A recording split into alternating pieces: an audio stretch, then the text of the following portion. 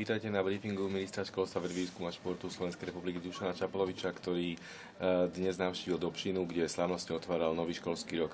Pán minister, poprosím vás o úvodné slovo. Navštívil som túto školu vyslovene zámerne, odtiaľto odznela výzva dvoch učiteľiek v otvorenom liste o problémoch nášho školstva, ktorá odrážala aj vlastné skúsenosti na tejto škole. Musím povedať, že táto škola je moderná škola, vynovená škola, aj vďaka eurofondom a skutočne má veľmi dobré prostredie. Samozrejme, narastá počet tried, už až neúmerne na tejto škole.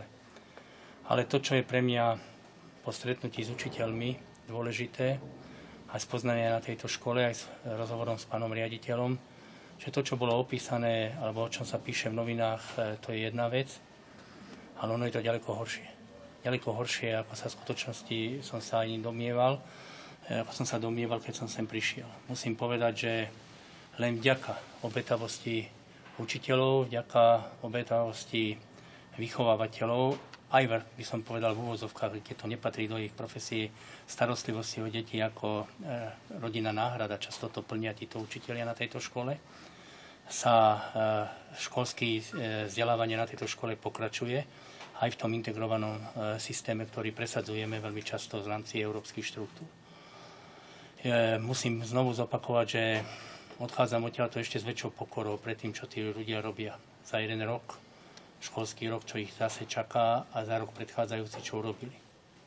A moja výzva rodičom pri návšteve prvých tried základnej školy prváčikov znela: zodpovednosť preberáte aj vy za výchovu vašich detí.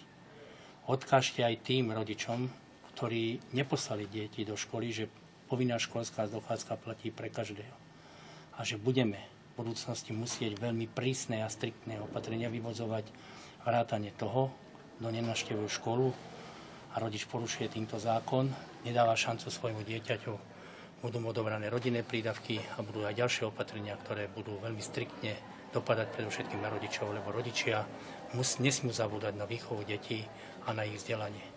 A musia si uvedomiť, že slúžia svojim deťom a že musia urobiť všetko preto, aby ich deti na tejto škole mohli skutočne sa vzdelávať a mohli v slušnom prostredí vyrastať, vrátane zdravotnej prípravy, vrátane hygieny, vrátane ďalších opatrení, ktoré sú veľmi dôležité preto, aby táto škola mohla dobre fungovať. Ďakujem pekne, poprosím o priestor na vaše otázky. Pán minister, robia sa štatistiky, robia sa monitory, podľa ktorých vlastne sa aj porovnávajú jednotlivé regióny, jednotlivé školy. Tu pred malou chvíľou aj učiteľky z tejto školy vyslovili takú otázku, alebo možno takú skôr obavu z toho, že ako majú byť v týchto štatistikách na lepších miestach, keď jednoducho z roka na rok tie priemery známok v triedách sú horšie a horšie a je tu jednoducho taký región, že tí žiaci prichádzajú už do prvého ročníka nepripravení. Dá sa s týmto niečo robiť? Dá sa to nejako riešiť? To nie je len problém tejto školy, ale ako ste správne upozornili, aj tejto školy. Štatistiky sa robia, ale robíme ich nie podľa farby pleti alebo podľa etnickej príslušnosti, ale sledujeme ich ako štatistiky úspešnosti či menej úspešnosti v rámci monitoru u deviatakov na základných školách. Musím povedať, že z východného Slovenska často dosiahli aj po poslednom monitore, či už z matematiky alebo slovenského jazyka, lepšie výsledky žiaci ako v Bratislave. Čo svedčí tiež o tej úmornej a namáhavej práci. Ja nehovorím o konkrétnej škole, ja výsledky monitoru tejto školy konkrétne za minulý rok školský nepoznám. Ale znovu podčiarkujem, že svedčí to o tom, že bude potrebné mnohé veci napraviť a mnohé veci zmeniť a samozrejme využiť tie poznatky od učiteľov pre pretavenie týchto ich návrhov, týchto ich zámerov, týchto ich skúseností do vzdelávacích programov. Chcel by som upozorniť na jednu vec, a to je zaujímavé. Poukázali na učebnice. Áno, meškajú nám učebnice, to treba priznať. Od roku 2008 nám výrazne meškajú učebnice. Niekto to naštartoval a niekto to musí konečne dotiahnuť. Ale väčší problém je v tom, že tie učebnice nie sú dobré. Že musia učiť často zo starých učebníc. A učitelia, ktorí dlhšie roky učia, hovoria, že tie učebnice staršie z tých predchádzajúcich rokov boli lepšie.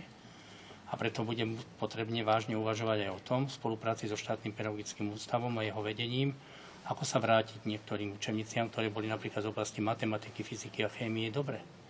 A na ktoré je možné, s ktorými je možné aj v súčasnosti pracovať. A myslím si, že asi zrejme aj toto budú ďalšie kroky po vyskladnení a vydodaní všetkých reformných učebníc, aby sme pristupovali k tomu, aby tie učebnice, ktoré sa budú ako robiť spôsobom dotlačia, učebnice, ktoré požadujú naši učitelia, aby boli kvalitné a neboli to len obrázkové encyklopédie, z ktorých sa veľmi ťažko učí na našich školách. Demografický vývoj v niektorých regiónoch, a je ich viac, je taký, že tých žiakov pribúda z roka na rok a dokonca už niektoré školy aj avizovali od budúceho roka, od budúceho septembra, že nebudú môcť opäť zvýšiť počet prijatých prvákov, pretože im na to jednoducho nestačí kapacita.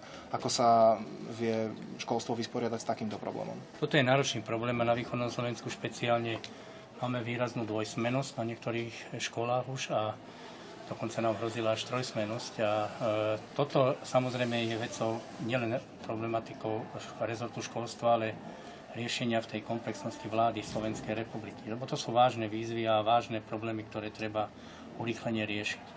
Čo sa týka tých demografických údajov, no aj tuto v samotnej Dobšine. Bola tu v minulosti veľmi silná nemecká národnostná menšina, karpatskí Nemci.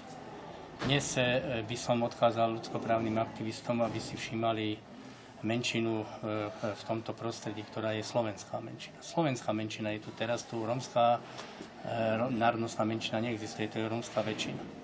A zrejme aj z tohoto hľadiska bude treba venovať veľkú pozornosť práve vyváženiu tých opatrení tak, aby rovnako slúžili všetkým deťom a všetkým občanom tohto mesta. To znamená, aby niekto nemal len nadpráva a niekto v podstate by nemal zabezpečené základné ľudské práva v tomto regióne.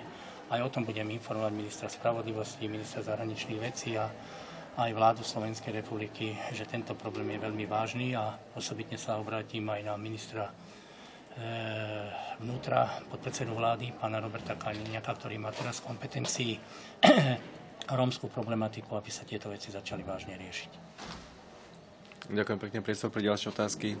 Ak nie sú, ďakujem pekne za vašu účasť. Príjemný deň. No.